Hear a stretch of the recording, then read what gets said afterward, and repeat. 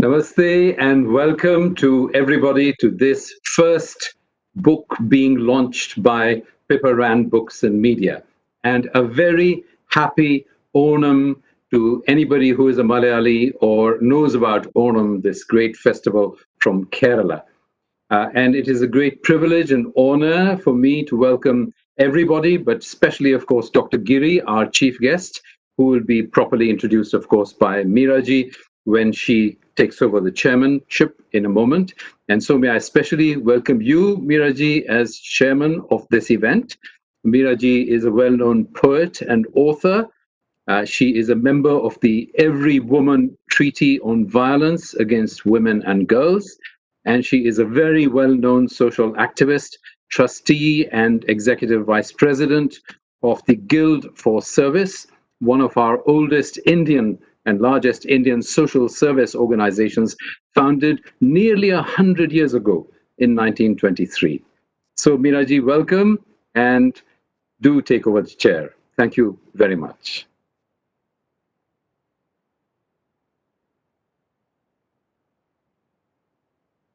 Good morning, good afternoon, good evening to all those across the globe who have lived to. And talk of the world getting smaller, today it has shrunk to the size of a virus, literally. It is my pleasure and privilege to be chairing this event. Pleasure because I have read this extremely rip-tickling book that Avay has written, and privilege because I have a very august august panel. Without further ado, I will introduce Dr. Mohini Giri, our chief guest. And she really needs no introduction because she has put a lifetime in social activism and is the pioneer who brought the international and national focus on the issues of widows and widowhood in the course of her work. She was the chair of the National Commission for Women and is the founder and chairperson of the War Widows Association and the Guild for Service. And she was one of the women nominated for the alternative Nobel Peace Prize. Personally, I'm proud to have been trained in the university called Mohini Giri. And believe me, in that university, there were no holidays and you never, ever bunked classes. So Dr. Giri, I hand over the chair to you, please. We look forward to your opening remarks as a chief guest. Thank you so much, Meera. I think, like the book that I read and what you had sent me on the PDF, it says democracy. I only hope that today's launching of the book is not mock and neither crazy. It's going to be mock and it's going to be crazy. Then I think all of should be absolutely crazy all the time, because as I grow old, I find reading of this kind to be so useful, especially for a generation which has come into the 80s. And I recommend this book, not because of its humor, not because it's so subtle in its irony, not because it's so involved in the real issues of the world, and because it is something that we need to retrospect today of what is happening to the world and how is it going to happen and how is it happening. I'm really proud if I say that I have got such brilliant panelists. I don't call myself brilliant or anything in front of all my lovely, good little children. All of you are my children, perhaps that age group. And with those few words, I would like to I have enjoyed every page. And I would recommend this as a book, even in the syllabus of the schools, so that children are trained from that age itself to know what is happening and how to mix humor with so much of humor with what reality is. I congratulate Avay, who has done such an excellent job on this writing, and the publishers who have gone ahead and published it. Everybody waits to listen to Mr. Tharoor, excellent speaker, And whenever the name of Tharoor comes, even I switch on the radio and the internet and everything else to know what he's speaking and his diction. Sometimes the English that he speaks is absolutely beyond me. And I wonder, what am I listening to? So with these few words, I'm very happy to be here with you all. I hope my health is not to that point. It's not excellent as of usual, but I hope I'll be here with you as long as possible and enjoy this conversation between all of you. If I want to say something in between, I would definitely say so. But in this world where what is it and what is not, where are we and where are we not? These are some things that we have to dwell upon. And I'm sure that after reading this book, people will dwell on all these aspects. Thank you so much and congratulations and blessings to all of you. Thank you, Dr. Giri. I'd like to make a few opening remarks before I open this panel out. And I want to start with Napoleon Bonaparte. By the way, he's not on our panel, but I still would like to quote him. Napoleon Bonaparte once famously said that absurdity in politics is not a handicap. And believe me, it has never rung truer than of India today, when every morning we get our daily dose of the medicine laughter from the pearls of wisdom that drip with alarming regularity from our so called leaders. With notable exceptions, like the politician on this panel, politicians are those who know nothing, think that they know everything, and they call a spade a sword.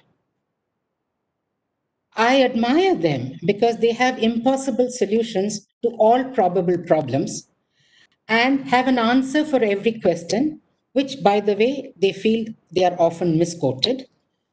And they are confident that they've been elected to rule, not govern. Because they are monarchs of a system called democracy, which, while taking votes from the poor, gives the fruits of the politics to the rich, feathering their own nests, feathering their own futures. And if all else fails, you can go to the jail. Because, like Baban Kumar, a member of parliament who said, his infamous quote is, if you don't go to the jail, you cannot become a big politician. And he should know because he has done both. Satire is vital for a healthy democracy, without which there is no mirror to reflect the ridicule of ignorance and arrogance of political behavior. Avay's book, I would recommend, exactly as Dr. Giri said, I would recommend to every present and aspiring politician who wants to get a reality check. And I want to conclude with the words of Dennis the Menace. Dennis, though he figures in a comic, is actually a reality inspector. When asked by the long suffering Joey what is the difference between the right hand and the left hand, Dennis answered, right hand is the hand that you write with, and left hand is the hand that is left out.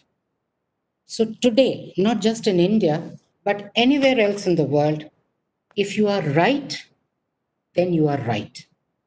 Otherwise, you're left out. With those few words, I would like to introduce our very proactive publisher, Professor Guptara, the founder of Pippa Rann India-focused publishing imprint he has created in memory of his late wife, and he is an acclaimed columnist and a distinguished professor of global business management and public policy with an abiding interest in literature. He's a consultant to many global company boards, and his very wide interests, ranging from economics and philosophy to the arts and complementary medical therapies, have now found an appropriately suitable and ample channel in this UK based publishing house, Pippa Rann. Professor Guptara. Thank you very much, Meera ji. Thank you very much for your very kind and generous introduction. I only want to say that it has been a great pleasure that so many good people have come around and helped and supported the launch and indeed the beginnings of Pippa Rann Books from backstage, as it were, because obviously a huge amount of work has gone into all the infrastructure that is necessary legally, bureaucratically, technologically, and all the rest of it. So a huge number of people have helped, and I'm deeply grateful to all of them, particularly, of course, to Dr. Giri and yourself, Meera ji, Dr. Tharoor, Sharmila, and Avay, of course, for giving me the privilege of publishing him. I first came across his writings some years ago, and I was always very impressed with the elegance and thoroughness with which he presented his case. And then I came across some odd things that he wrote that were elegant, thorough, but had a kind of twist to them. And of course, I grew increasingly to admire these things that had a twist to them. And I fell more and more in love with these kinds of writings of his. And therefore, when we were discussing the question of the publication of his book, it was not much of a discussion. It was a yes from both sides almost straight away. And so here we are, ready with the book. Although the book itself has taken quite a long time to jump through some other technological and bureaucratic and so on hurdles, so that we are not quite ready with the paperback. We are ready to take pre-orders for the paperback, but we're not ready with the paperback. It'll be a few days before we can really start delivering the paperbacks. But the electronic version has just become ready. And there are some people I have to thank very, very much for working till 3 a.m, my time, which was 6 a.m. their time, or 9 a.m. their time, overnight, to enable even the e-version to be ready, jumping through all these hoops that were being put in the way.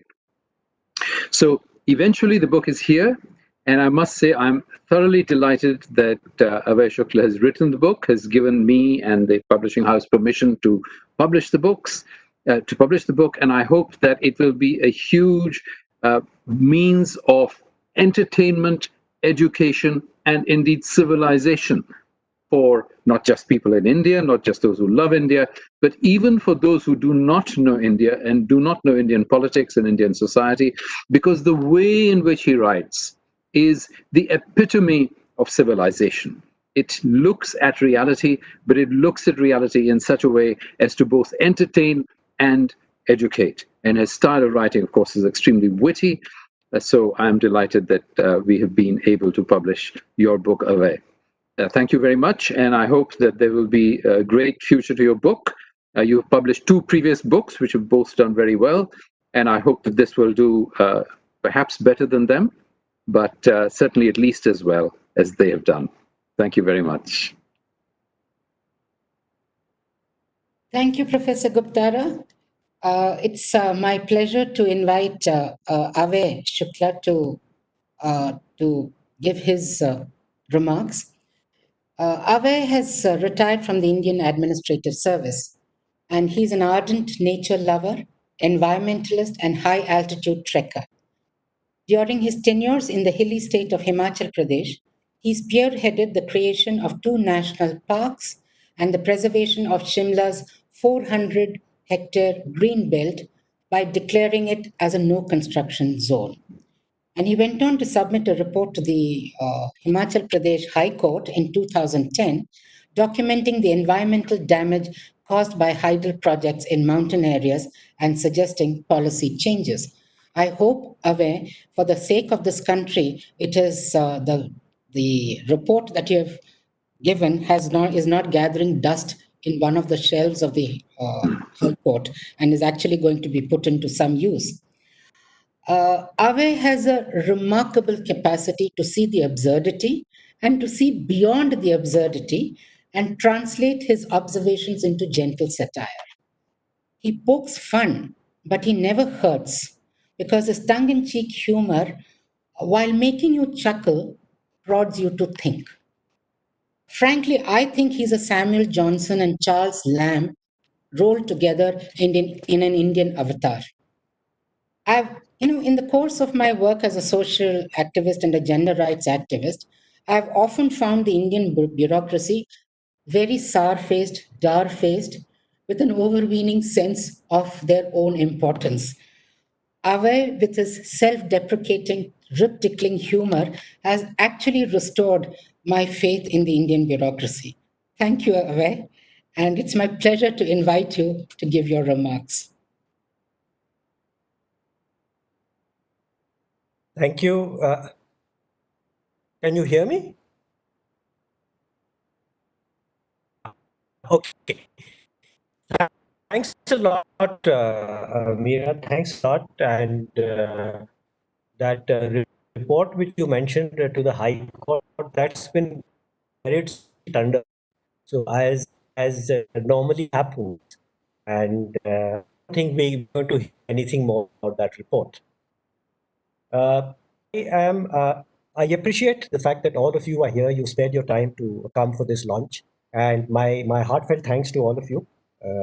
My special thanks to Prabhu, who has taken a lot of effort and spent a lot of time dealing with the various issues that go into publishing a book, and particularly for having the confidence in me to publish this book. I don't think there are many publishers today who would publish a book of this nature.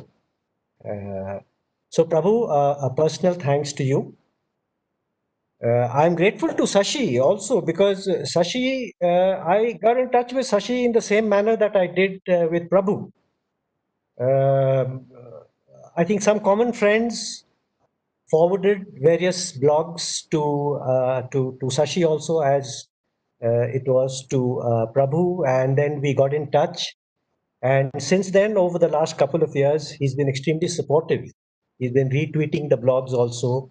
He's been gracious enough to write the foreword to this book. And it's not a run-of-the-mill foreword. It's something which I could make out from his timeline. He did it in the middle of the night. And it's a very gracious foreword. So thank you very much, Shashi, for your confidence also. Now, in the time allotted to me, which I believe, Meera, is about 10 minutes, in the time allotted to me, I just go through 3-4 broad points. The pieces in this book, about approximately 60 of them, have all been blogs which have been posted on my blog site. I started writing blogs a few years after my retirement, when it was very clear that the government is not going to give me any re-employment. They had the good sense to not go down that particular path. Although there were a couple of offers from the private sector, but you know what it is like after you've spent 35 years in the government, the private sector doesn't hire you for your skills, even if you have any, which is very rare. They hire you for your contacts. So it's not the kind of job where you would like to, it's not the greener pastures after retirement which one would like to go to. So I decided to start writing. I'd always wanted to write, but there are constraints while you are in service. There are the conduct rules, the service rules. There is the pecking order, which you violate at your own peril. So it's best to lie quiet during that period. And it is only after retirement, after I retired in 2010, that one decided to start writing. Initially, I was writing about governance matters, about the environment. But subsequently, I realized that India is such a chaotic country that there's much more for the discerning writer than just government or the environment. There's so much churning going on in society. There is so many things happening over here that I then decided to broaden my canvas. And starting from 2014, basically, I've written about 320 blogs so far, some of which are in this book. Question arises, a lot of people have been asking me, why a blog? Why did you prefer to go in for blogging rather than for more mainstream writing? The answer to that is that the blogger today is actually the chronicler of events, much more than a more honest chronicler of events, much more than mainstream media or even social media, because he has certain advantages. He doesn't have to deal with any editor. There is no editorial ego that he has to circumvent. There are no editorial policies which bind him down. I remember when I published a few articles in a leading newspaper in the South. And before submitting my articles, I asked the editor, what is your editorial policy? So that I'm clear about what I can write and what I can't write. He said, we have a simple editorial policy. Go easy on the government. If it's necessary, you can mildly criticize the government, but there is to be no mention of the Prime Minister. Now, there's nothing you can write in India today without mentioning the Prime Minister. You know, he's been equated to God by one of his colleagues. So that's the kind of problems one encounters when you try to get yourself inserted into mainstream media for purposes of writing. That's an advantage. The second advantage of a blogger is that he has complete independence. He has the freedom to choose his own subject, his own style, his own audience, the kind of language he wants to use, etc., which again is not available to somebody who's writing for a newspaper or a magazine. And the third is that he cannot be stereotyped. There is a certain anonymity in writing a blog. And it's difficult to stereotype a blogger that he is a liberal or he's a fundamentalist or he belongs to this political party or he belongs to this group. So that independence makes for more honest writing for a blogger. So that was, I thought that perhaps those were adequately good enough reasons to continue with my blog. And it's only subsequently that some of it is getting published, like in this particular book. The second question I was asked is, why have you adopted this kind of style? This tongue-in-cheek, irony, humor, sarcasm, satire kind of style. Why not straightforward writing? I think some of it has been explained by Madam Giri and by Meera also, as to the special advantages which some forms of humor can confer on your writings. It's a different style of communication, and the difference itself has a certain attraction for the reader who's used to the heavy stuff, the heavy lifting being done day in and day out in editorials, analysis, etc. So he finds it a different type of communication style. Perhaps he's attracted to it, and if it's good enough, he perhaps wants a little bit more of it. It's a bit similar to, of course, not of the same standard, but a bit similar to what the kind of writing with Shashi does, also. And so I decided to kind of stick to that. Then humor doesn't cause offense. It's a very subtle way of getting under your skin. And by the time the guy who is offended discovers that he is offended, you moved on to the next blog or the next article. So that in these days, especially, I think that is a bit of an advantage. It's like this little anecdote I'll relate. A famous justice of the Supreme Court of the United States went back to his law school for some function, and he asked the dean. He said, Dean, are you still telling your students how stupid we judges are? So the dean smiled and said, no, we've stopped doing that. Now we let them find out for themselves. So that's no, you can't take offense at that, even if you figure it out in time. So it's difficult to take offense. Like somebody said of Why doesn't anyone criticize P.G. Woodhouse? So this gentleman's answer was, criticizing P.G. Woodhouse is like taking a spade to a souffle. It's impossible. It's a moving target. You can't really fix it down. The other advantage of using sarcasm and humor is that it keeps the trolls away. It's firstly, it's not the kind of stuff which trolls read. Secondly, it's not the kind of stuff which trolls understand. And thirdly, it's difficult to mount a counter-offensive to this kind of criticism. So it makes your life slightly easier when the trolls are away. Perhaps even more important, on a serious note, the thing about humor is, journalism holds up a mirror to society. Humor does something more. It holds up a mirror to your gullibility. It makes you think. It makes you question.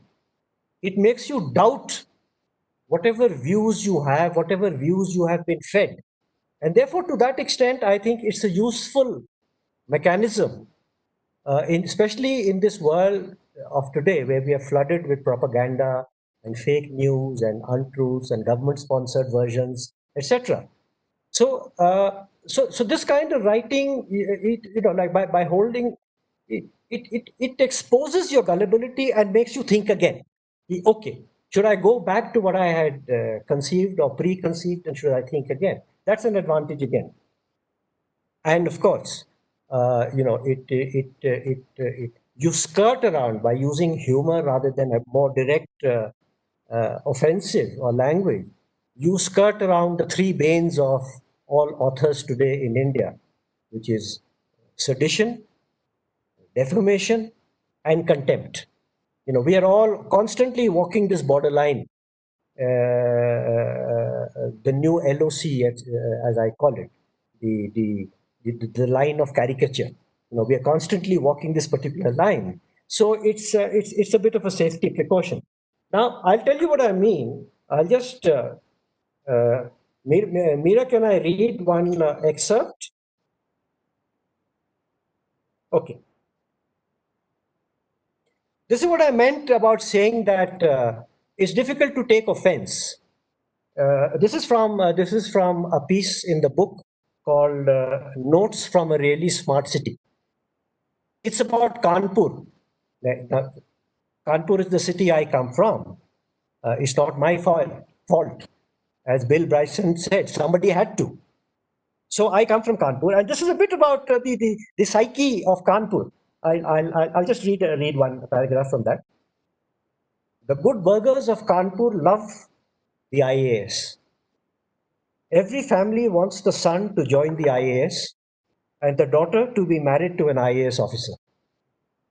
Most sons, however, end up as lower division clerks in the AG office in Allahabad if they are lucky, or as lawyers if they are not. The law is a respected profession here. And I'm told there are more than 30,000 lawyers in the district courts of Kanpur. Now, this may appear excessive, but consider this. In Kanpur, it takes 5 lawyers to prepare an affidavit. 1 to look up the legal terminology, 1 to draft the document, and 3 to hold down the deponent so that he doesn't run away to any one of the other 2,995 lawyers. There isn't adequate space for so many lawyers in the district courts, and so the bar has devised an ingenious system for beating the odds. Half of them are on strike at any given time. So much for the sons of soil buried beneath tons of toil.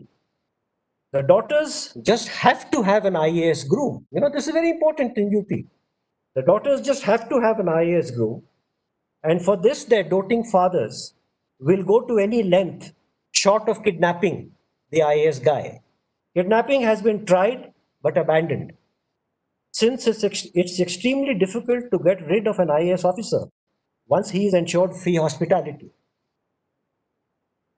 In deference to the market economy, In, in deference to the market economy, everything has been monetized. And there is a graded scale of dowry payments for IAS officers. 1x for appearing in the UPSC exam, 2x for clearing the prelims, 4x for clearing the main exams, 6x for getting selected in the IAS, 8x for getting UP as the home state.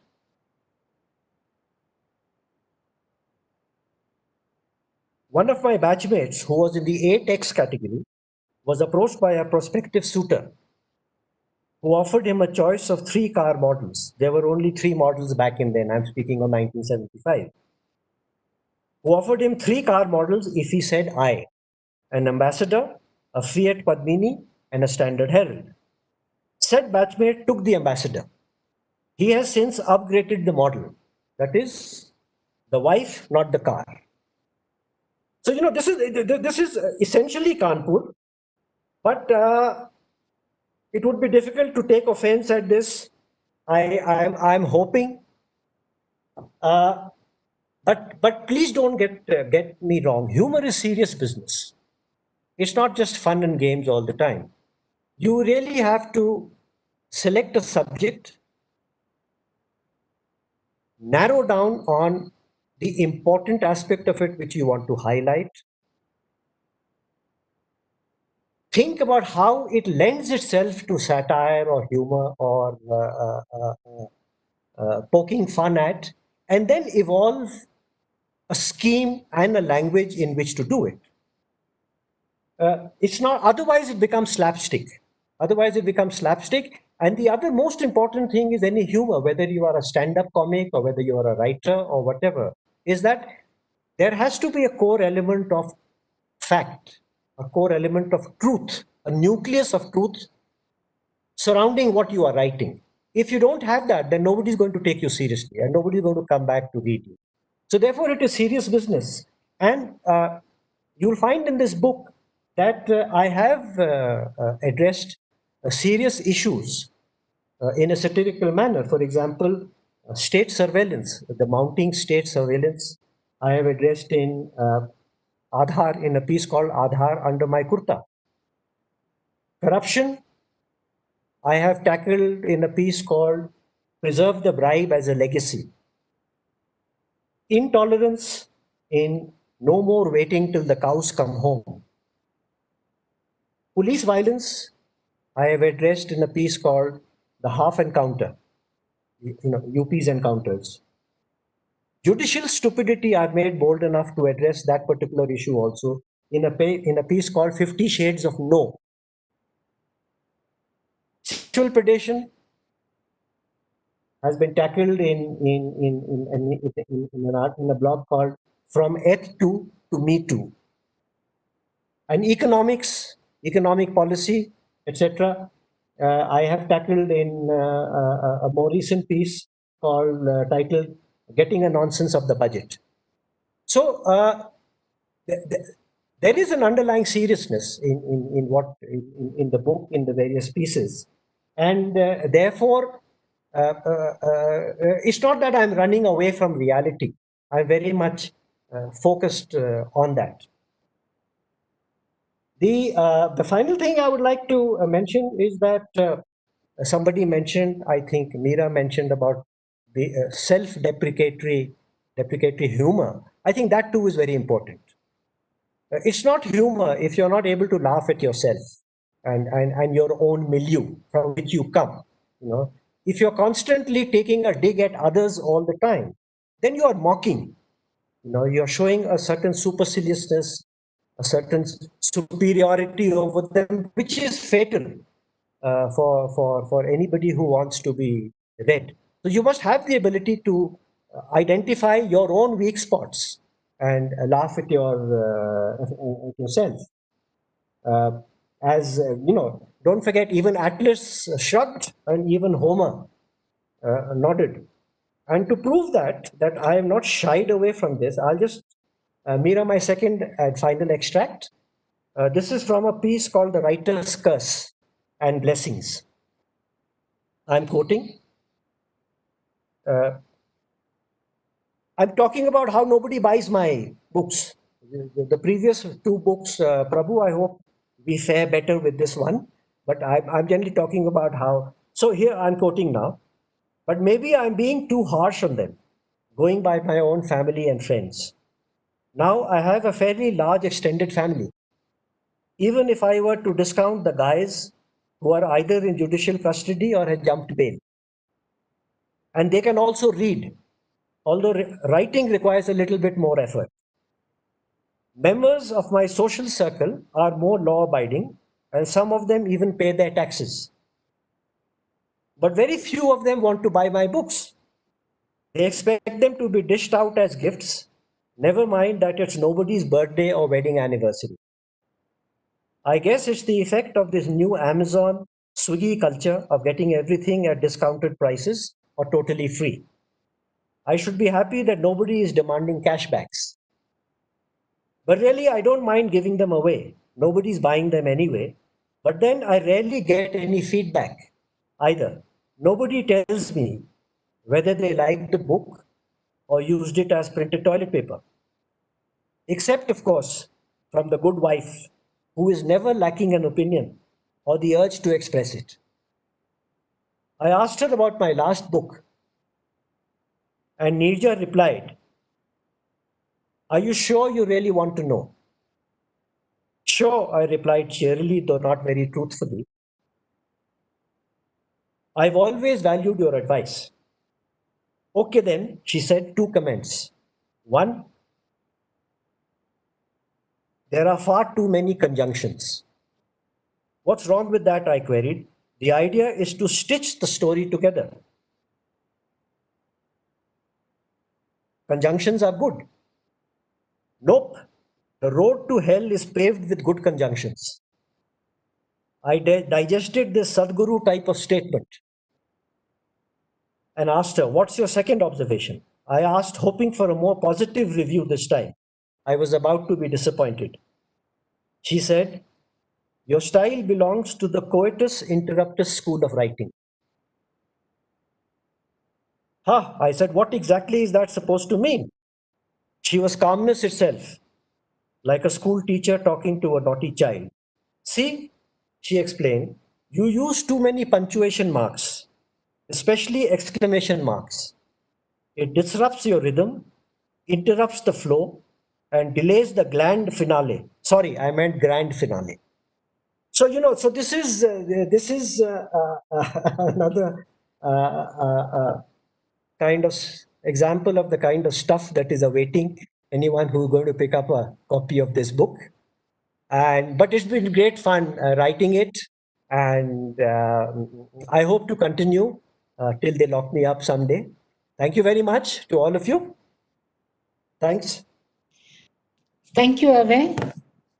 And I think that this book will, I think a lot more people will pick it up, because I've just now got a message. Prabhu, please note there's a message from Ratan Kaul, who's the festival director of Inkpot India Conclave. And he says he would be delighted to showcase the book at the next edition. So I think if you get in touch with it, that will be a interesting thing. May I take put a question to Avay? Would you like to take a question just now? Yes. I'm open to questions. One, of course, is the fact that, as you mentioned, that this political, social, cultural life of India provides this never-ending material. It's a fountain of never-ending material for your pen. So how do you decide on the subject? By its contemporary value or by the absurdity quotient? And along with that is another question from Anjali Khera, who says that likens your writing to Samuel Johnson and Charles Lamb and P.G. Wodehouse, and she would like to know, as everybody asks authors, who are your literary heroes and inspirations? So there are two questions which I would like you to field. Okay, Meera. Taking the first one, I try to broad base the subjects which I write about, rather than getting stuck in just one area. That's one criteria. The second is I like to write about whatever outrages me. As a thinking citizen, and as somebody who has some idea of how the government works, and especially behind the scenes, many things get my goat, as it were. And again, as a responsible citizen, I feel I can't just let it pass. Somebody has to write about it, speak about it, bring it more into the public domain, because very few people in mainstream media are doing that. So that is a second criteria. The third is issues like the environment and the criminality of our society, the increasing trend towards criminality in our society, whether it is ambiguously supported by the judiciary or whether it is blatantly perpetrated by the executive, is another issue. And then the fourth, of course, is I find a lot of our social habits and mores and behavior tremendously amusing.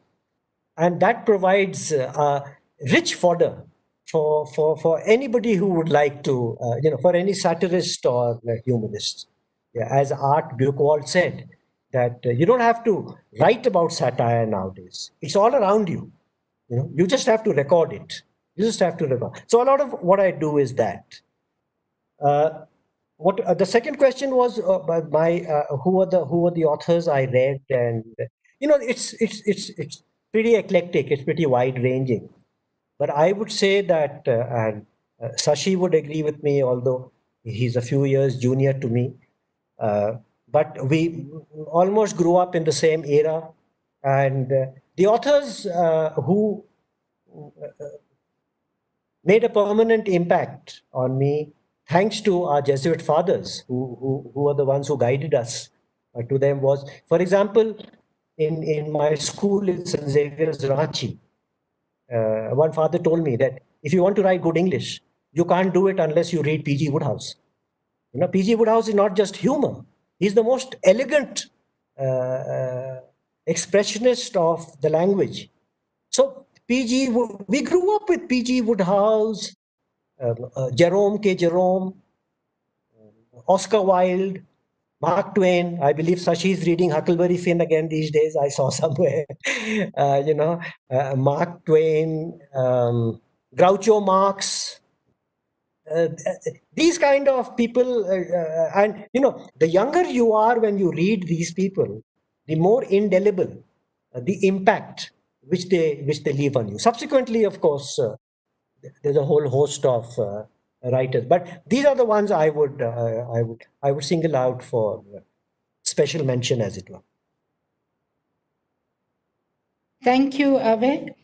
And it's my pleasure to invite Sharmila Livingston, who's a Delhi-based musician, composer, and director, and has been the conductor of the Capital City Minstrels, the acclaimed choir that has performed at more than 200 prestigious venues across the world. And she has conceptualized, composed, and directed several musicals, some of which had a cast of, I think, 3,500. Over the years, her creativity has built into several mediums, including paper, fabric, food, and hospitality. And Sharmila will read out two excerpts which she and Avay have selected for this event. Over to you, Sharmila. Thank you. Thank you, Meera. I would like to start by saying congratulations, Prabhu. It is commendable that you have been able to launch Pippa Rann Books, and the very first title is Avay Shukla's book. I think that is wonderful. I would also like to congratulate Avay Shukla. I have read, not the book yet, but I have read a number of your articles. And the very first one that I read I actually had to scroll down really fast to see who wrote it, because I was so taken by your writing and I was so enjoying it. I really enjoy your wit, your humor, the fluency with which you write, the clarity of your thought. So I'm really looking forward to reading your book. And I come from a family where my father was an author. So book launches, publishing, writing, books, all of that was very familiar all through growing up. And writing influenced my career, which is as a lyricist, I have a chance to write, but using a different medium, music.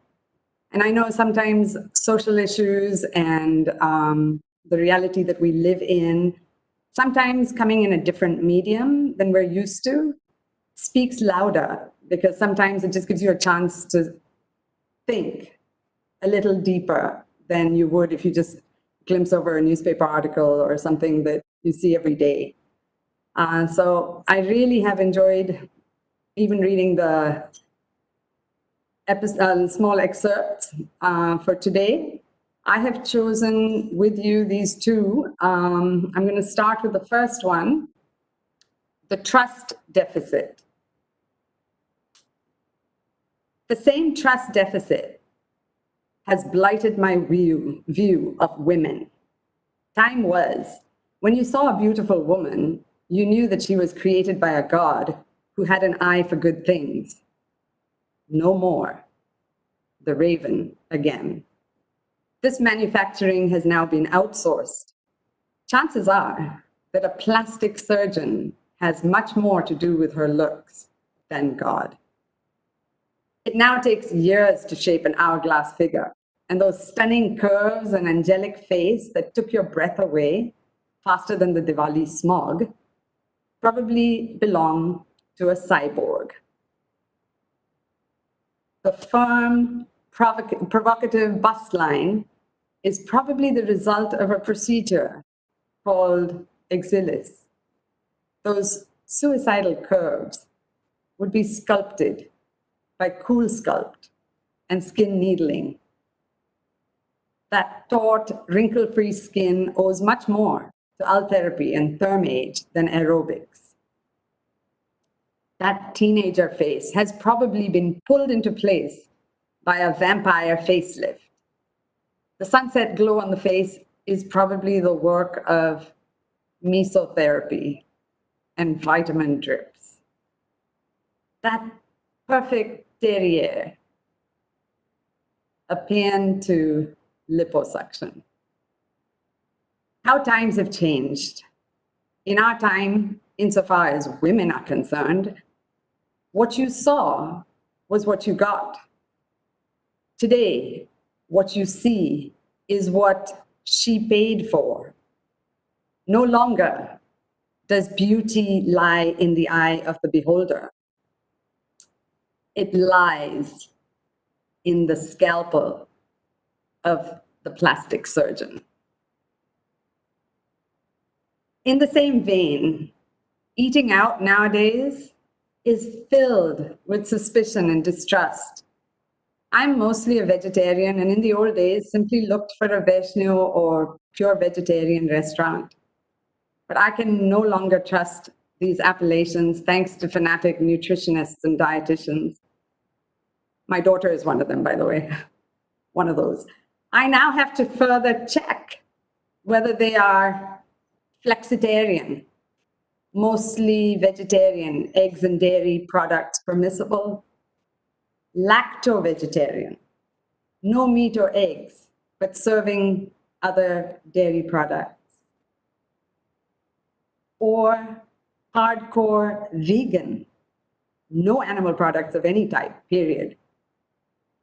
By the time I figured this out, without the aid of any smartphone, and whether Regan was so named because he was a born-again vegan, I usually settle for papri chaat. I enjoy your writing, Avay, because yes, I enjoyed P.G. Wodehouse.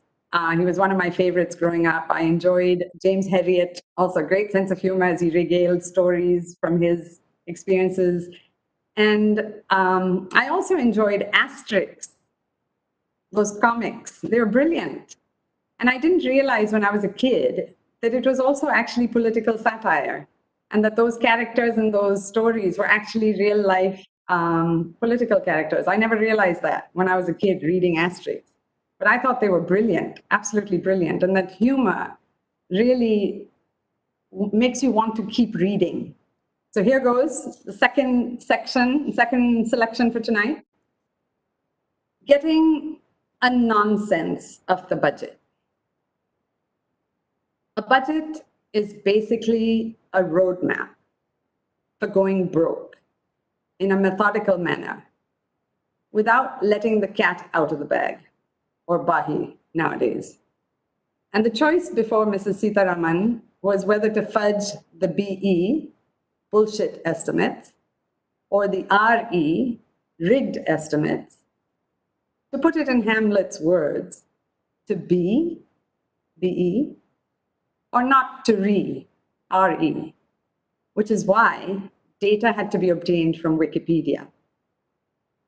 Actually, since no one believes our statistics anymore, the chief economic advisor really had no choice. And so based on this ethereal data, we shall now have 100 new airports to enable the likes of Nirav Modi and Choksi to fly out more easily, while the Swachh Bharat budget has been reduced by rupees 300 crore. I can now again look forward to the phalanx of puissant posteriors on the rail tracks when I go to Shimla by the morning Shatabdi. The income tax code has come to contain more slabs than there are in Mr. Mukesh Ambani's 27-story house, or in our own Sanjoli, that haven of apple orchardists. Smoking is now more injurious to your wallet than to your health. I've struck a deal with my bank to buy cigarettes on EMIs. The only thing not taxed is sex, but only till 5G and IoT arrive, until CBDT can decide whether the sex slabs should be based on duration or frequency or calories expended. But there are questions here too. Will the tax apply to one or both partners? Will there be any sexemptions? Will NRIs have to pay the tax if they have sex in India? I'm hoping there will be a discount or rebate for senior citizens. It may be a merely notional benefit for most of us, but on the other hand, it might just stir up the animal spirits. You know, we Indians never turn up our noses at anything which is free. Thank you. Thank you, Sharmila. That was delightful. And we'll reserve some questions for after Dr. Tharoor speaks. And it's my pleasure to invite Dr. Tharoor for his remarks, for which the audience has been waiting for. And Dr. Shashi Tharoor is a successful author, politician, and international civil servant, and he really requires no introduction to those who follow geopolitics, Indian politics, and Indian writings in English. He's currently the third-term Lok Sabha Member of Parliament, representing the very, very literate and educated constituency of Thiruvananthapuram, and is also the chairperson of the Parliamentary Standing Committee on External Affairs. And in today's digital world, he's very, very cool because he has more than 4 million followers on his Twitter account. He's a prolific writer and expresses his absolute no-holds-barred views on a wide range of topics from economic transformation, human rights, freedom of press, literacy, culture, cricket, and everything else, which also explains why he is widely followed. And I have a confession to make. I try to read everything that Dr. Tharoor writes because it is an actually a gourmet buffet for the mind. Dr. Tharoor, I welcome you. Boss, I have to tell you that since you say I speak very frankly, let me frankly tell you a couple of things are out of date. The less important, perhaps, is the Twitter followers are now 7.6 million and not 4. And the more important is that the BJP booted me off the External Affairs Committee, and I now chair the Information Technology Committee, where some apparently rashly thought I might do less harm. But in any case, I'm delighted to be with you all. And I, like you and others, want to start off by congratulating Prabhu Guptara, whom I have known since my first foray into St. Stephen's College way back in 1972, on the launch of Pippa Rann Books, and also congratulate him, as well as the author, for his selection of the first volume to launch, because we've all heard Avay Shukla, we've heard extracts from his work, and we know what a wonderful choice Prabhu has made. Now, Avay described himself modestly as a blogger, but he's no ordinary blogger. We have heard that he's a former senior bureaucrat in the government of India, now retired for the last 6 years, I believe, but armed with a formidable nearly 4 decades of experience administering the complexities of Indian governance. And he was clearly no ordinary bureaucrat either, because his pen, his incisive pen that he wields, and the very highly effective vocabulary he uses, is accompanied by a style so original, so witty, and often so devastating that his file notations must have been classics in their own right. I only regret that we never overlapped in government so I could read files with his scrawlings on them, because I'm sure they would have been priceless. Now, he mentioned that I had, of course, written the foreword to this book, and I actually had never met Avay when I agreed to write the foreword, because at that point, my knowledge of him was, in contemporary terms, virtual. That is, I knew him from his blogs. But these, which had been written, I assumed at that time for a circle of friends, had been circulated widely around the internet. And I first came across his work because a number of unrelated friends, that is unrelated to him and to each other, kept passing me his blog on Delhi's parties, the social ones, not the political.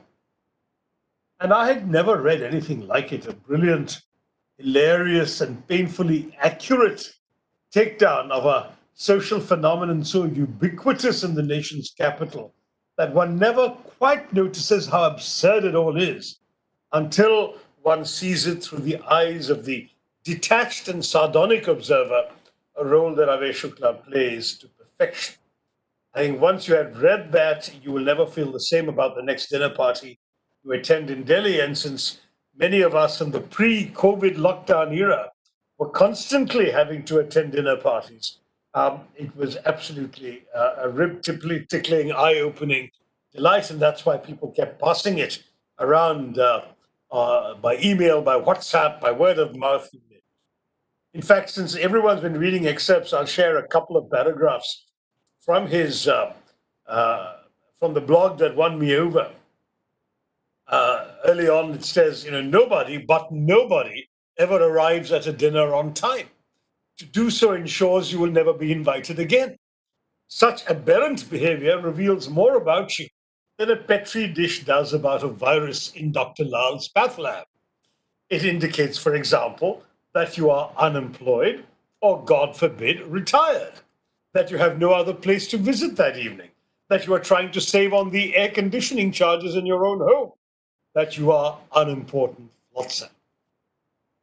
And another observation of his in the same piece is, of course, it goes without saying that everything, or at least all that's visible, has to be important, including the liquor. South Delhi guests give short shrift to anything local. I once met this Croesus-like real estate magnate at a dinner who was loudly informing the humbler 5-bedroom types about his recent toenail operation. Then the doctor told me he would operate with a local anesthetic. Local? Can you believe it? Nothing doing, doc, I told him. Get an imported one or I go to Monte Carlo for the operation. I wish we had a live audience because that would surely have elicited enough. But anyway, and then one last crack from him comes from towards the end of the piece. Exiting the South Delhi dinner is an art which needs a lot of practice and panache. If you leave too soon, the hostess will be offended. You didn't like the food. But if you don't leave anon, she might become apprehensive. You're staying for breakfast. You have to strike a balance, as the Duchess told the Duke when he kept falling off the bed during their late night amours. A good exit line is, sorry, I must rush. Mr. L.K. Advani is waiting for me. Since the poor guy has been waiting for 2 years now for anyone to call on him, the statement is not entirely incorrect. And this was 2016, and there were other hilarious observations in the column about inviting Arun Jaitley and whom not to invite if you invite Arun Jaitley and whom to invite if you are, etc., which I decided to spare since we've just gone through the first anniversary of Arun's much lamented passing. But I read these bits just to show you why I was so hooked and why I then started looking out. Unfortunately, when these things come to you in email or WhatsApp, they're copy-pasted, so there's no link to the blog.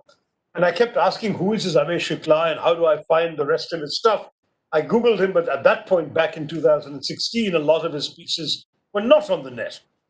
And it was sheer fluke that somebody who knew Avay connected me to his blog by sending me a link to one of them. Thereafter, I read him religiously.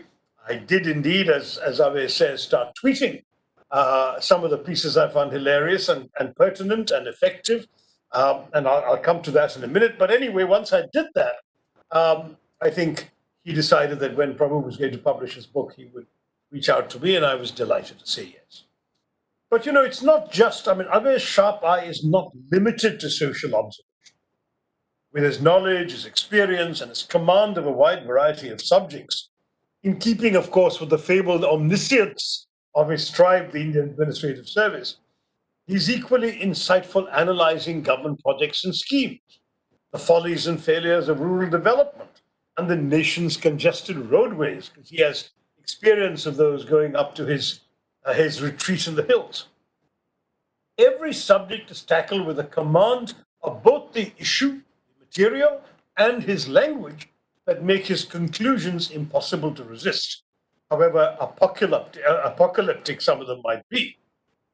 Some of his writing is satirical, and we've all focused on that, but much of it is infused, as the best satire should be, with a burning passion for the issues that matter in India, tinged perhaps with the disillusionment of one who has seen it all and found it wanting. Despite having been a participant and a decision maker on many of the issues he writes about, Avay Shukla is unsparing in his insights and sometimes savage in his critiques. But his blogs are marked by a searing honesty, which leavens some of the harshness of his judgments. He seems to blame himself and the country he loves for its own deficiencies. And I say this without having discussed his blogs in any detail with him until we all heard him talk today. I think he has a burning conviction that it is time to rid oneself of the cant and hypocrisy that is too often used to justify official pronouncements and claims. And so I've continued reading Avay. In fact, after I wrote this forward to the collection, there was some delay in publishing the book. And I read so many outstanding blogs that didn't exist when the collection was first put together that or suo motu, as they say nowadays in the Supreme Court, we're learning all these judicial phrases because of how much attention the court is getting from all of us. I suo motu wrote to Prabhu Guptara and said, you've got to include a lot more of his recent blogs in the book. And I understand that with Avay's consent, this has been done. Because, it would be wrong, despite the wonderful cover, and I want to congratulate Prabhu on the delightful cover of the book. Despite that, this is not just wickedly funny. it's wickedly serious too. And there's a willingness on Avay's part to call a spade a bloody shovel. That's very important. He started writing, as he says, in 2014, when I guess he retired. There's no hint of self-censorship in his writings. Though to my dismay, he did delete one blog, an excoriating survey of the current state of the country, just before the previous elections, I think after 4.5 years or so of this government. But apparently apprehensive friends got to him and said, you can't leave this up there, they'll come after you. And having read it briefly, quickly, before he deleted it, and then gone back to look for it and was shocked it was gone, I marvel that he had, with such acuity and concision, summarized in 1,000 words or less what it had taken me 500 pages to say in my survey of the same era, The Paradoxical Prime Minister, which I published just about a month or two before his column came out. So that talent for brevity, in a sense, makes him the ideal blogger. Somebody who has something to say and does so readably and pithily, and a digestible length for today's time-starved reader. Everybody is suffering from attention deficit disorder. No one's sitting around reading books. They're looking at digestible bits on the internet. And Avay rightly has used that medium and acquired the huge, passionate, enthusiastic fan following he has. I think I've only disagreed with him seriously about his inexplicable fondness for a certain poseur who has fraudulently managed to sell everybody on his election to high office in Delhi, for which he's manifestly unfit. But that's a different subject. I won't get into politics here.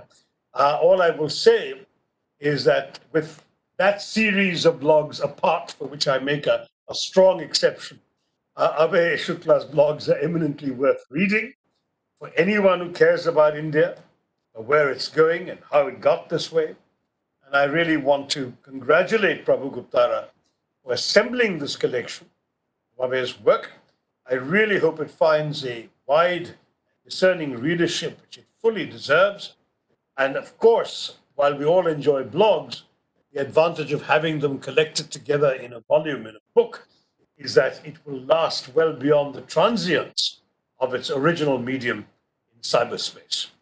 So thank you again for giving me this opportunity to release Avay's book, DeMocKrazy, and I hand you back with joy that I hope that this conversation would have encouraged many, many readers to pick up this book or to order it immediately and delight themselves with his humor, his insight, his style, and above all, I think, his passion for the country that all of us today care for. India, an India that in so many ways requires the skewering eye of the satirist to save it from itself. Thank you all very much. Jai Hind. Thank you, Dr. Tharoor. There is a question which, in fact, I wanted to ask, as it's also come on the net, that do you think Indians today are lacking in humor? Because this was a country which made fun of its gods also. But today, everything is barred in terms of gender, religion, caste, creed. And also, I think this entire question of intolerance is very closely linked to our capacity to be humorous and laugh at ourselves and laugh at others. No, I agree with you. And that's why when Avay was saying, Meera, at the beginning, that humor doesn't cause offense, I nearly bit my tongue because every time I try humor, it seems to offend somebody or the other. We are a nation that specializes in taking offense. And as far as Avay's sense of humor is concerned, I was shocked to discover he went to Hindu college because he has a particularly Stephanian sense of humor.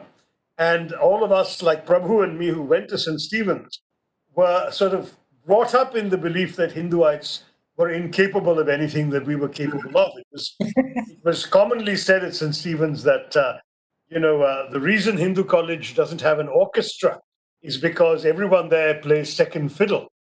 But I must say that having read Avay, I would gladly yield my place in the humor pantheon to him. I was so obsessed with humor that I resurrected the Woodhouse Society, which had been dead for a few years, with a couple of friends and ran it until, unfortunately, co-education and a misfiring practical joke some years after I'd left killed the Woodhouse Society at St. Stephen's. But Avay would have been my choice for honorary president since he was senior to me, had I known of his wicked sense of humor.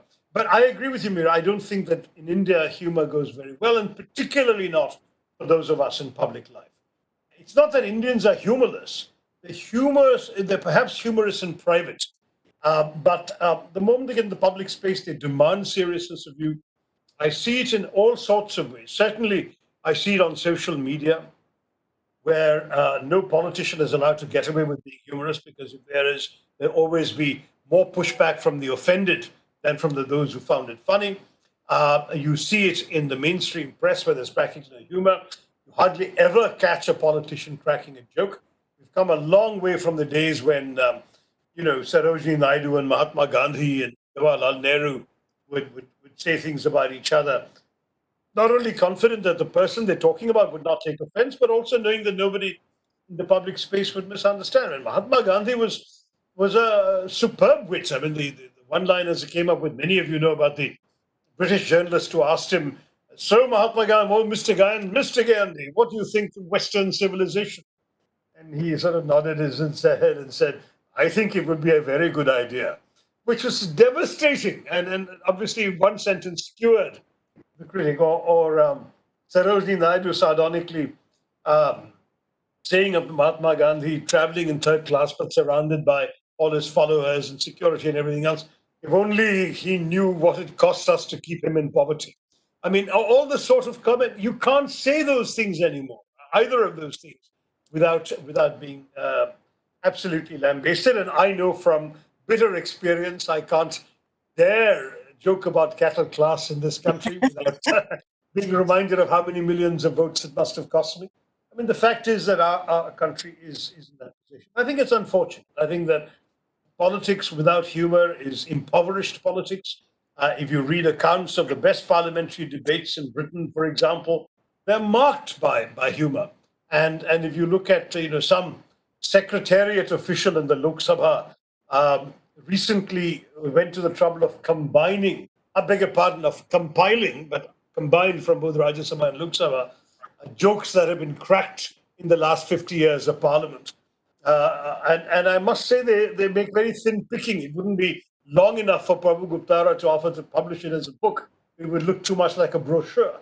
I'm proud to say that a couple of my weak ones made it, because I still have risked the ones where I'm feeling reasonably safe that no one can object. But needless to say, when I delivered them, I got no laughter. So I'm glad that somebody taking notes decided it was worth adding them to his compilation. But humor is unlikely. And, in speeches and audiences, I had spent a good 3 decades in the Western world, where it was de rigueur to begin a speech with a joke, ideally a self-deprecating one, but at least something funny, because that breaks the ice, the audience laughs, they relax, and they listen to you. That's the tradition. I tried it in India, and it failed every time. And when you cracked a joke and this audience is looking at you in rapt bewilderment, wondering what this fellow is trying to say, and wouldn't it be impolite if they were to crack a smile, then you realize India is a totally different culture. And I stopped doing that in my speeches as well. You're right. There's nothing more embarrassing than a joke that has gone flat and lying on its face. I have a question for Professor Guptara, because the first book that comes from your publishing house is really very significant. And I think Dr. Giri also has a question. I'll just complete my question.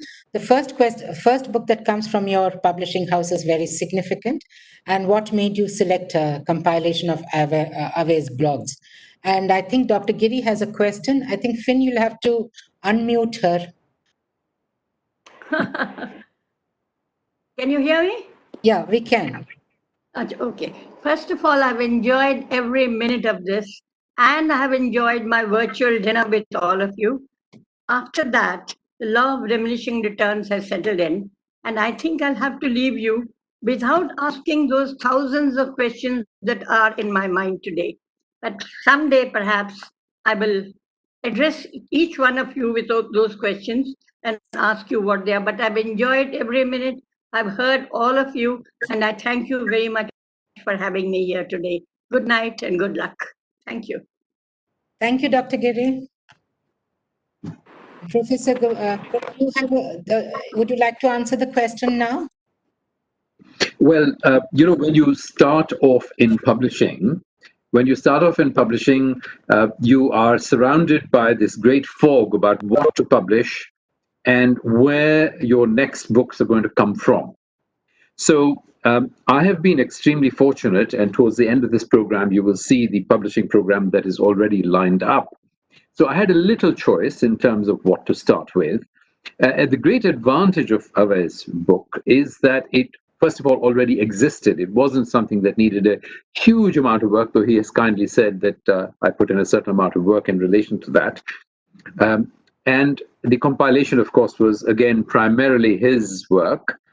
The main advantage was that the book already existed and not much needed to be done to it, unlike a lot of other books that I will be publishing and am publishing, which do require a little more hand-holding. So it kind of took its own, surface to that came to the top of the pile in a way on its own merits very quickly. But also, of course, it is a great book to start with because it immediately demonstrates, one, that the publishing house is going to be relevant to the second, that it's going to take the concerns and issues in the country seriously. Third, that it's not in the business of knocking any particular individual or party. Obviously, individuals will be knocked from time to time and parties will be knocked from time to time, but it's not in the business primarily of knocking a particular individual or a particular party. It's in the business of seeing the whole of our political culture healed and the whole of our future set on the right foundations. That's what it's about. And it therefore typifies what the publishing house is trying to do. From time to time, we will do wrong things. From time to time, we will make mistakes. But we hope that other people will mock us when we make those mistakes and will laugh at us when we make those mistakes, good-humoredly, and in the attitude of wanting to correct us and not just throw stones at us. And that is really what is great about Avay's book. And that's why I'm so delighted that his book is the one that starts off the publishing series of books that we'll be publishing. This question is for Dr. Tharoor, because Dr. Tharoor, I remember hearing you once say that you were probably born with the thesaurus in your hand. Oh, did I say that? I take it back. Because there is a question from Nitin Tong who says, is there a word that describes the conjunction of feeling inspired and tickled at the same time? I couldn't think of inspired and tickled. Inspired and tickled at the same time. Well, I think I wish I had been born with a thesaurus in my hand because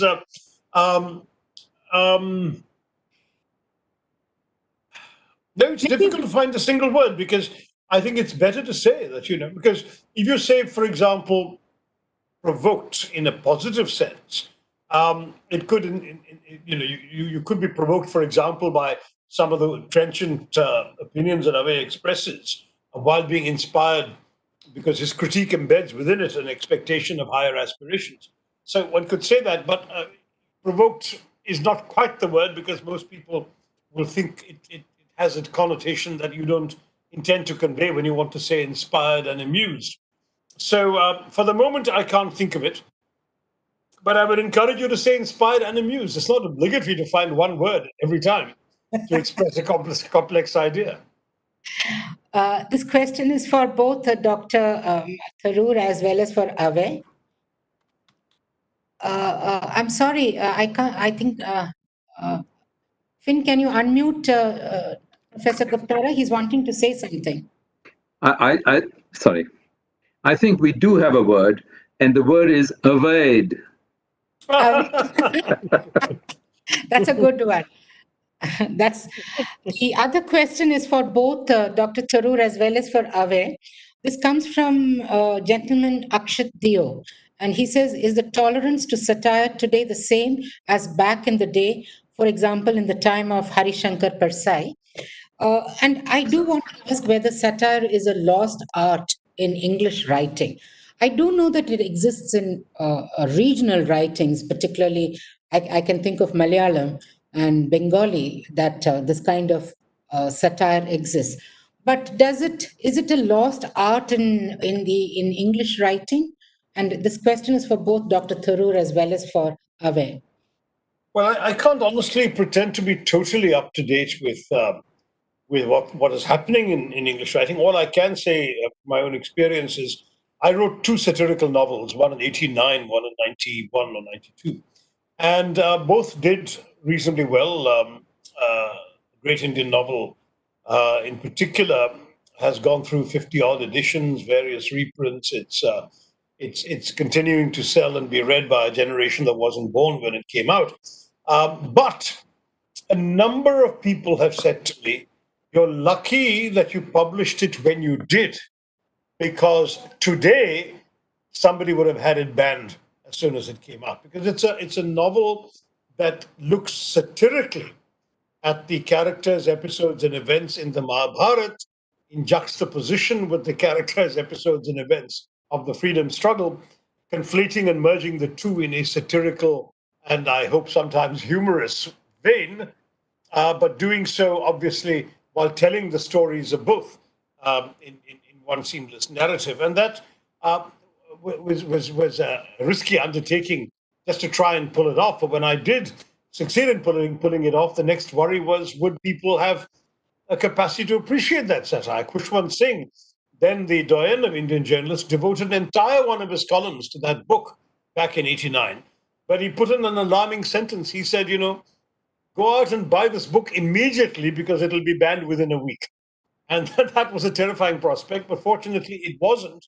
And I do take seriously those who tell me 25 years later, in fact, when the book was reissued by Penguin again in a special silver anniversary edition or whatever, a number of people said that this is a book that could not have been published in the intolerant climate that our country has descended to in this 25 years. So I'd love to hear Avay's take on this, because he has lived through the evolution of all this. I wrote Great Indian Novel while living abroad, and I only returned to India a good 20 years after publishing it. But I could see in my daily interactions with Indians, the Indian media, and public issues in India, that undoubtedly the level of thin-skinned intolerance that was arising was not the India that I remembered or felt safe in writing the Great Indian Novel for. Avay? Yeah, I totally agree. I totally agree with Sashi's prognosis. But two comments. One is that satirical humor, I think today, I'm talking of today's India, exists more in the vernacular and Hindi languages than it does in English. If you watch these Kavi Sammelans, and they are happening all the time in probably by a different name down south. It's amazing how bold the satire and the humor can be. And we have a few stand-up comics also who are exercising this particular art. And once again, you'll find more of them on the Hindi and vernacular side than you will on the English. The reason for that is probably that the English-speaking so-called literati are more easily frightened or find themselves more vulnerable to any kind of government surveillance or interference or whatever. One. The second thing is, and this is coming to Sashi's point, over the last 15, 20 years, an environment has been created which discourages satire.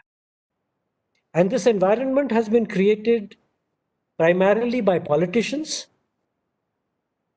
by the executive, and by the judiciary also. You will remember some time back, maybe I think it was 3 years back, the Supreme Court had actually admitted a petition which sought a ban on jokes on Sardars. No, how, I mean, it's ridiculous. I mean, you have 64,000 pending cases and you are admitting something like this. Then you remember what happened to Asim Trivedi, that the Kanpur comedian from in Bombay, who did something with the Ashoka Chakra. It was pure satire and I don't know, sedition, etc., whatever. I think the answer lies is not only thin-skinned, Shashi, but politicians are apprehensive of satire. It is something they probably don't understand, but they instinctively realize that it can get under the skin of most people and probably be a more effective tool of criticism than straightforward journalism. Remember what Tolstoy had said, that a joke is the beginning of a revolution. I think instinctively the executive and the politicians realize this, and therefore, there is a stifling of humor. Indians by themselves, basically, the best kind of humor is the rustic humor which you find in India, in any state. And so it exists. It is not allowed to grow and occupy its rightful place in society. That's the problem.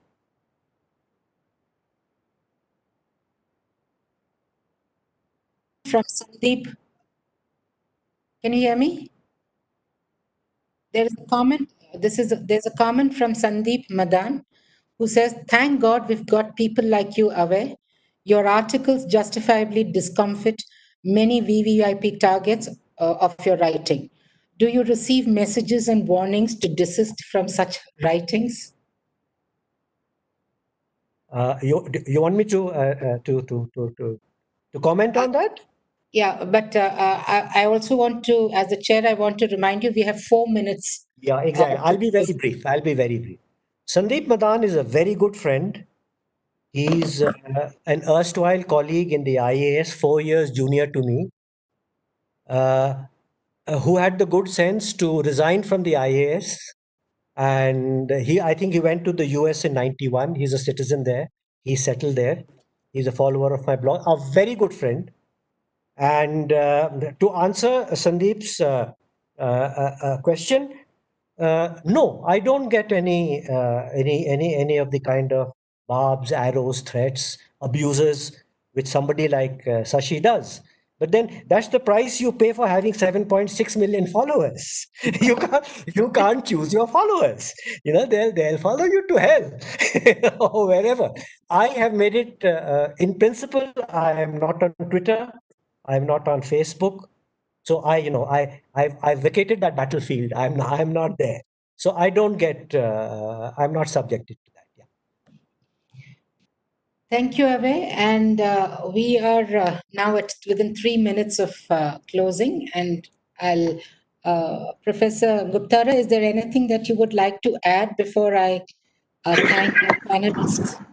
I would like to say, if I may, first of all, thanks particularly to Dr. Giri, our chief guest, for joining us. I know you will as well as chairman, but I wanted to say from my side, thank you very much, and do please pass on my very deep thanks for her getting up from her really bad health situation to be with us and to express and show her support, and not just by her words, but really even by her presence. So I'm very grateful to her for that. I'm very grateful to you, of course, Meera ji, for kindly chairing this event. I'm deeply grateful to Dr. Tharoor for spending so much of his time with us and for giving us an entertaining and enlightening speech in launching the book. I want to thank Sharmila for, of course, reading the 2 passages. But I want particularly to thank the people backstage. And I think, Finn, you have the list of people. Perhaps you could show it. So first of all, thanks to Roy Child, our IT director. Thanks to Ruth IVB Cook, who is our web security consultant. Thanks to Anna Lindsay, who is not on stage, but has done, I'm sure, a fantastic job in passing the right questions to you, Meera ji, as chairman. Thanks to John Oakes, who is our public affairs and press liaison person. Thanks to Finn Schwartz, our man who's been helping set this whole thing up technologically. And thanks to Rua Technologies and Solutions for helping me with in a huge way in relation to other things. Particularly, as Dr. Tharoor has congratulated me on the cover, I should acknowledge that the cartoon, which is the great centerpiece of this cover, is done by a cartoonist from India, actually from Shimla, a man called Vikash Upadhyay. So particular thanks to him. So may I, just before I could close, say that the next book from Pippa Rann Books is going to be a book titled Seeking God, Seeking Moksha, and that the date of publication of this book is the 30th of September, when there'll be a similar virtual launch, if we can't hold a physical launch, of course. So that's the next book that's coming along. Thank you very much. Thank you, Professor Guptara, for giving us this opportunity and also for bringing this book out. I hope it hits the stands and you go into the second and the third and the fourth reprint. Dr. Tharoor, thank you so much. It's always a delight to hear you, and always a pleasure to listen to that little slightly satirical, slightly ironic twist of humor. Avay, we look forward. I shall follow your blog very carefully now, and I hope you are prolific in your writing and you bring more of your humor, and not wickedly humorous topics, but wickedly serious topics in a wickedly humorous garb. I look forward to that. Thank you so much, Sharmila. The reading was excellent, and it really brought the essence, the whiff of the book to the readers. Dr. Giri, thank you so much for taking time off despite your ill health. And thank you, Finn, for that great technical support, and wish you all a very pleasant evening. Thank you so much. Thank you.